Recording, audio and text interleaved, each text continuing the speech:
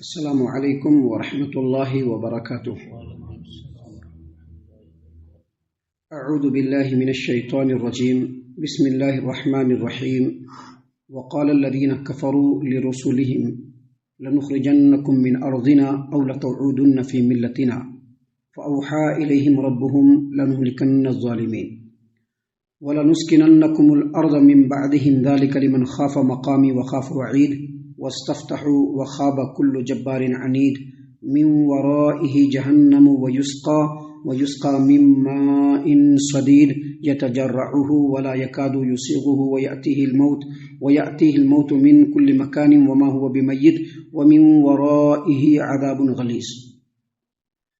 محترم سامعین کرام، سورہ ابراہیم سورہ نمبر 14 اور اسی صورت سے بھی آپ کے سامنے آیت نمبر 13، 14، 15، 16، 17 یہ چند آیات آپ کے سامنے تلاوت کی گئی۔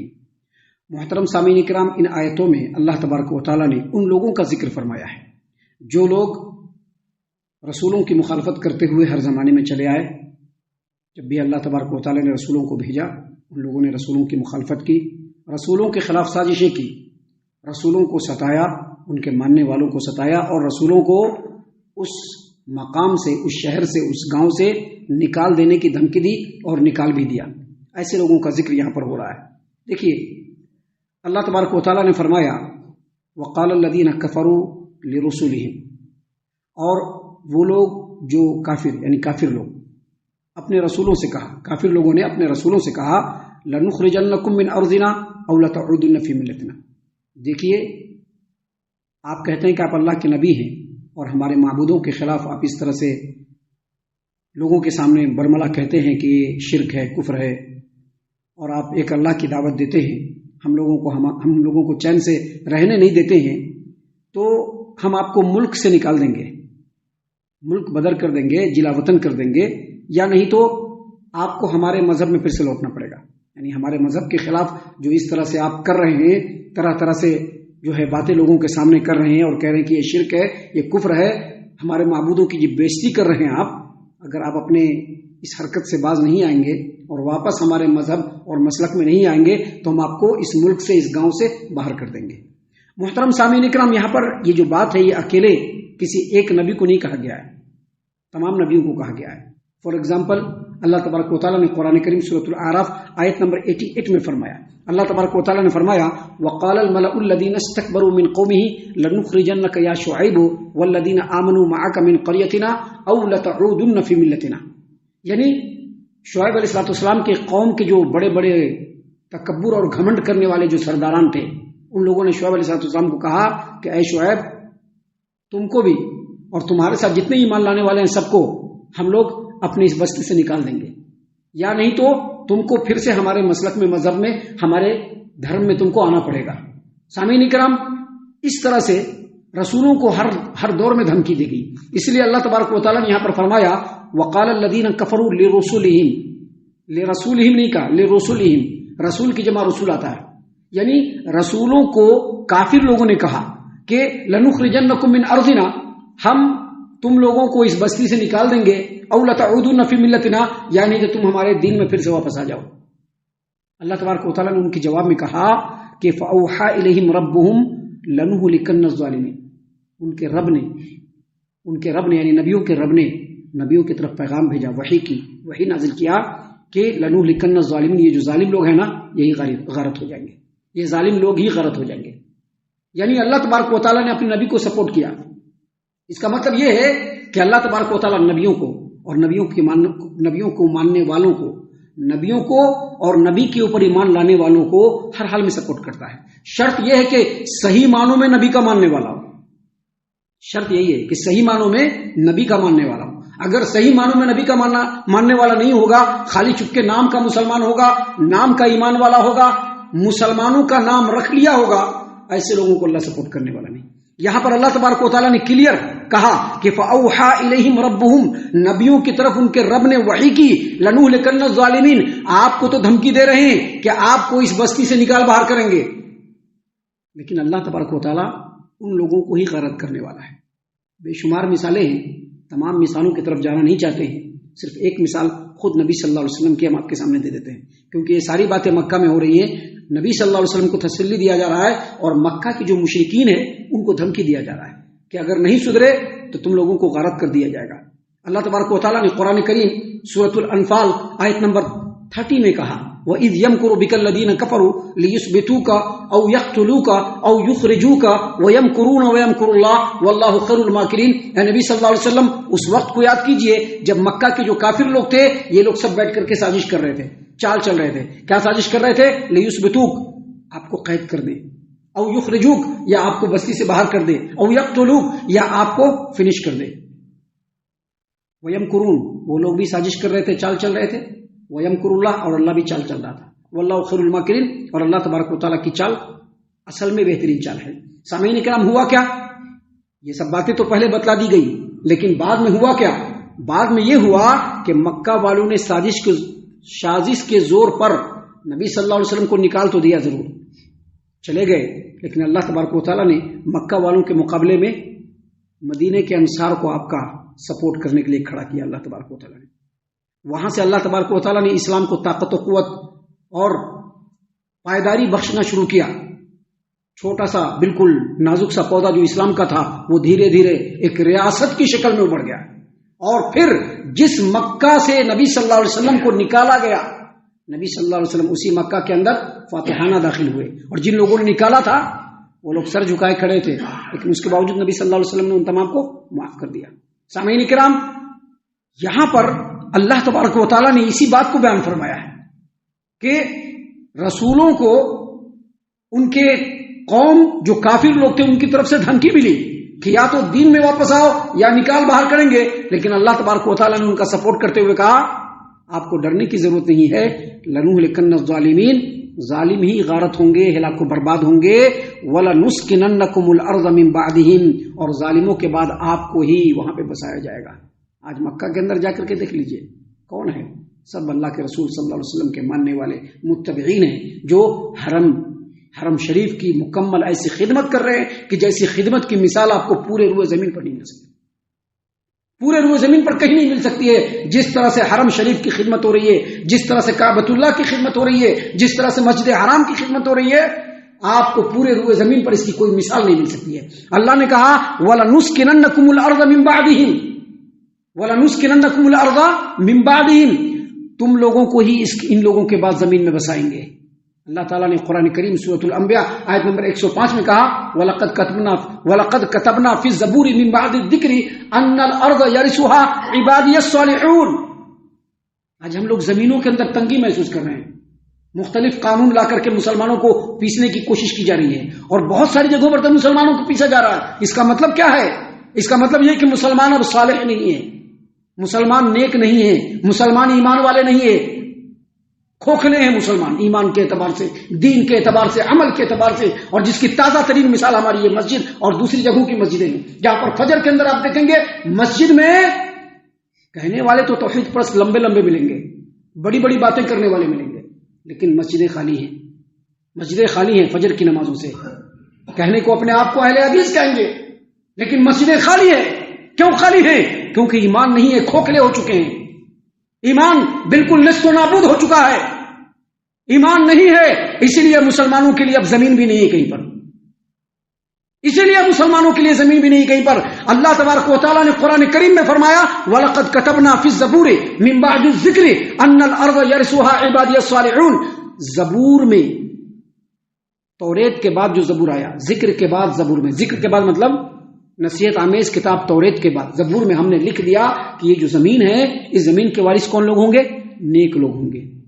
سبھی وارث نہیں ہو سکتے, اور اگر نیک لوگ ہی بدبخت بن جائیں گے تو پھر اللہ تبارک و تعالیٰ ظالموں کو مسلط کر دے گا.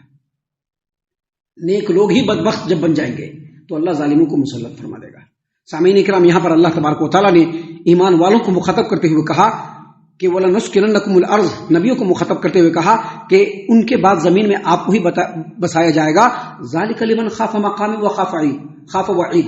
اور یہ خوشخبری کن کے لیے ہے؟ یعنی ظالموں کے بعد زمین میں ان لوگوں کو بسایا جائے گا. کن لوگوں کو؟ جو قیامت کے دن اللہ کے سامنے کھڑے ہونے سے ڈرے اور اللہ تبارک و تعالیٰ کے وعدہ کیے ہوئے عذاب سے خوفزدہ رہے. ڈرنے والے کون ہیں قیامت کے دن اللہ کے سامنے؟ اور اللہ کے عذاب کے وعدے سے خوفزدہ رہنے والے کون ہیں؟ جو ہمیشہ اللہ کے سامنے جھکے رہتے ہیں، جو ظاہری اور باطنی طور پر اللہ کے فرما بردار ہوتے ہیں۔ ابھی ہمارے یہاں کیا ہے؟ دکھاوے کے لیے اللہ کے فرما بردار ضرور ہیں، لیکن دل میں اللہ کا خوف نہیں ہے۔ قیامت کے دن پہنچ کر کے اللہ کے سامنے جواب دہ ہونا، اس کا خوف نہیں ہے۔ اگر اس کا خوف ہوتا تو مسلمان فجر کی نماز میں مسجدوں کے اندر ہوتے تھے۔ خوف نہیں ہے، اس لیے مسلمانوں کے لیے آج کہیں پر زمین بھی نہیں ہے، یا جہاں پر زمین ہے وہاں پر کی زمین ان کے پیروں کے طرح سے کھینچنے کی کوشش کی جا رہی ہے۔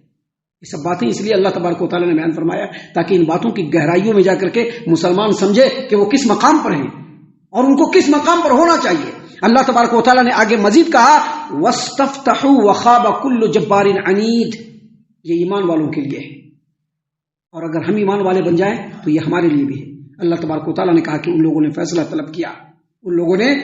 طلب کیا، وَخَابَ كُلُّ جَبَّارٍ عَنِيدٍ، اور ہر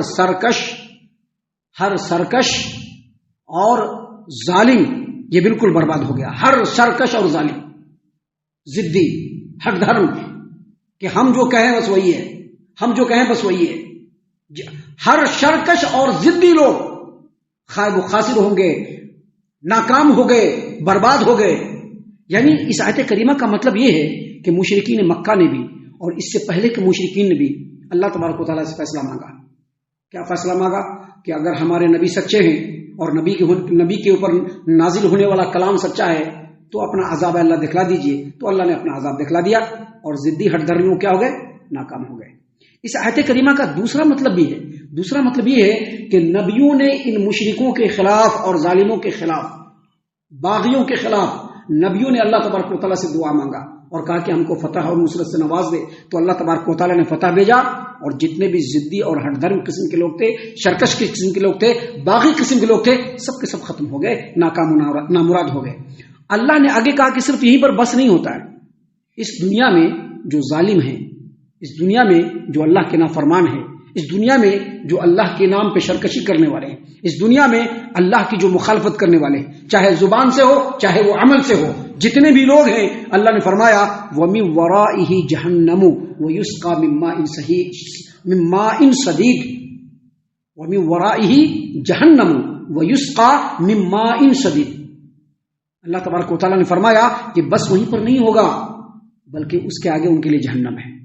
یہاں پر وراء کا لفظ پیچھے کے معنی میں نہیں ہوا ہے، آگے کے معنی میں ہوا ہے، جیسا کہ اللہ تعالیٰ نے قرآن کریم سورۃ الکہف میں آیت نمبر 79 میں کہا وَكَانَ وَرَاءَهُمْ مَلِكٌ يَأْخُذُ كُلَّ سَفِينَةٍ غَصْبًا، آگے ایک بادشاہ تھا جو لوگوں کی کشتیوں کو ظلم و جور کے ساتھ غصب کر کے رکھ لیتا تھا۔ وہاں پر بھی ورا کا معنی آگے، یہاں پر بھی ورا کا معنی آگے، یعنی صرف وہ ناکام نہیں ہوں گے، دنیا میں تباہ و برباد نہیں ہوں گے، ان کا نام و نشان نہیں مٹے گا، بلکہ اس کے آگے ان کے لیے جہنم ہے۔ اور جہنم میں کیا ہوگا؟ ان کو پیپ پلایا جائے گا، خون اور پیپ۔ یہ صدید کا جو لفظ ہے، صدید کا جو لفظ ہے، اس کا ممائن صدید کا مطلب بتلایا گیا ہے پیپ کا دھواں، لیکن جو صدید کا لفظ ہے، یہ صدید کا لفظ کہتے ہیں پیپ اور خون کو، جو جہنمیوں کے گوشت اور کھال سے نکلا ہوا ہوگا، اس کو جمع کیا جائے گا۔ ابھی جہنم میں کتنے سارے لوگ ہوں گے آپ سوچ نہیں سکتے۔ ابھی دنیا کے ایک ٹکڑے سے، شہر کے ایک ٹکڑے سے اگر کہیں پر ایک آدمی جمع ہو جائے تو کتنے آدمی ہوں گے؟ پوری دنیا سے جو جہنمی ہوں گے، ان جہنمیوں کے گوشت اور کھال سے نکالا ہوا پیپ اور خون جمع کیا جائے گا اور کن کو پلایا جائے گا؟ جہنمیوں کو پلایا جائے گا۔ بعض روایتوں میں آتا ہے کہ ان کے جسم سے نچوڑا جائے گا پیپ اور خون کو، اور کن کو پلایا جائے گا؟ جہنمیوں کو پلایا جائے گا۔ بعض روایتوں میں آتا ہے کہ وہ پیپ اور خون کا جو دھون ہوگا ایسا کھولتا ہوا ہوگا، ایسا سخت گرم اور کھولتا ہوا ہوگا کہ اگر اس کو چہرے کے قریب لایا جائے تو ان کے چہرے کے کھال جل کر کے جھلس کر کے گر جائیں گے۔ اس کو ایک گھونٹ پئیں گے تو پورے پیٹ کی اندڑیاں پیچھے سے نکل جائیں گے۔ سب چیز کو اللہ نے کھول کر کے بیان کر دیا ہے، ہر چیز کو اللہ نے کھول کر کے بیان کر دیا ہے کوئی سمجھنے والا تو سمجھ جائے۔ مسجد تو اتنی بڑی بن گئی، بنانے کے لیے سارے حقوق ادا ہو گئے، مسجدوں کے دیکھ ریکھ کے ذمہ داران بھی بن گئے، لیکن ہماری مسجدوں کا یہ حال ہے، یہ دیکھ کر کے آج ہمارا دل خون کے آنسو رو رہا ہے، خون کے آنسو رو رہا ہے کہ ہم اپنے آپ کو مسلمان کہہ رہے ہیں، لیکن ہم کہیں سے بھی مسلمان جھلکنے کے لیے ریڈی نہیں ہے۔ دیکھیے کتنی بڑی باتیں ہیں، اللہ تبارک و تعالیٰ نے یہ تمام باتیں صرف کافر و مشرک کے لیے نہیں کہا ہے، ان تمام ایمان والوں کے لیے کہا ہے جو کرتے تو ایمان کا دعویٰ ہے لیکن اللہ تبارک و تعالیٰ کے سامنے جھکنے کے لیے ریڈی نہیں ہے۔ محترم سامعین کرام، اللہ تبارک و تعالیٰ نے فرمایا کہ صرف موت تک بس نہیں ہوگا بلکہ موت کے آگے کھولتا ہوا پیپ ہوگا جو ان کو پلایا جائے گا، اتنا کھولتا ہوا پیپ ہوگا کہ جب پلایا جائے گا تو جیسے ہی چہرے کے پاس آئے گا چہرے کے چمڑے جھلس کر کے گر جائیں گے، جب ایک گھونٹ پیے گا اندر کی پوری اتڑیاں بالکل نکل کر کے باہر ہو جائیں گی۔ اللہ تبارک و تعالیٰ نے آگے مزید کہا یتجرعہ، گھونٹ گھونٹ پینے کی کوشش کریں گے۔ کوئی چیز گرم ہوتا ہے تو کیا کرتے ہیں؟ ایک بار میں نہیں پی پاتے۔ کوئی چیز گرم ہوتا ہے تو ایک بار میں پی پاتے نہیں، ایک بار گھونٹ لے کے دیکھتے ہیں، پی پائیں گے، گھونٹ گھونٹ پینے کی کوشش کریں گے۔ ولا یکادو یسیغ، لیکن حلق کے نیچے نہیں اتار پائیں گے۔ گھونٹ گھونٹ پینے کی کوشش کریں گے لیکن حلق کے نیچے سے نہیں اتار پائیں گے۔ محترم سامعین کرام، ہم ایک بار پھر بتلا دیں کہ یہ صرف کافر و مشرک کے لیے نہیں، مسلمان ہو کر کے اللہ کے حکم سے غفلت برتنے والوں کے لیے بھی ہے، مسلمان ہو کر کے نمازوں سے غفلت برتنے والوں کے لیے بھی ہے، مسلمان ہو کر کے فجر اور عشاء کو چھوڑنے والوں کے لیے بھی ہے، مسلمان ہو کر کے منافقت کی زندگی گزارنے والوں کے لیے بھی ہے۔ اللہ تبارک و تعالیٰ نے کہا یتجرعہ، گھونٹ گھونٹ پینے کی کوشش کریں گے، ولا یکادو یسیغ، لیکن حلق کے نیچے سے نہیں اتار پائیں گے۔ ایسا منظر ہوگا وہاں پر۔ اللہ تبارک و تعالیٰ نے فرمایا وَيَأْتِيهِ الْمَوْتُ مِنْ كُلِّ مَكَانٍ وَمَا هُوَ بِمَيِّتٍ، ایسا وقت ہوگا کہ جسم کے اندر جو تکلیف ہوگی ہر طرف سے موت دکھ رہا ہوگا لیکن مر نہیں پائیں گے۔ موت تو دکھ رہا ہوگا لیکن مر نہیں پائیں گے۔ کیوں؟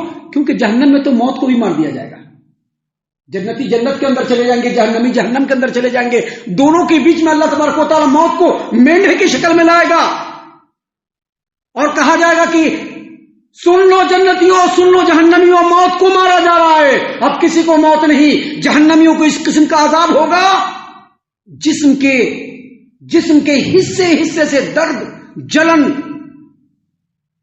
تپش اور سختی جو عذاب کی ہوگی جھیل کر کے ان کو لگے گا کہ ادھر سے موت آ جائے، ان کو لگے گا کہ ادھر سے موت آ جائے، ان کو لگے گا کہ ادھر سے موت آ جائے۔ وما ہوا بمیت، لیکن وہ مر نہیں پائیں گے۔ اللہ نے کہا وَمِن وَرَائِهِ عَذَابٌ غَلِيظٌ، اور اس کے بعد بھی عذاب ہوگا، اس کے آگے بھی عذاب ہوگا، یعنی یہ عذاب یہاں پر بس نہیں ہوگا بلکہ لگاتار ہوتے رہے گا۔ اللہ تعالی ہم تمام کو محفوظ فرمائے، اللہ تعالی ہم تمام کو صحیح معنوں میں ایمان والا بنائے، اللہ اور اس کے رسول کی اطاعت و فرما برداری کرنے والا بنائے۔ اللہ تعالی ہم تمام کو صحیح معنوں میں پکا سچا مومن مسلمان بنائے، آمین یا رب العالمین۔ وما علینا الا البلاغ المبین۔ تبارك الذي نزل الفرقان على عبده ليكون للعالمين نذيرا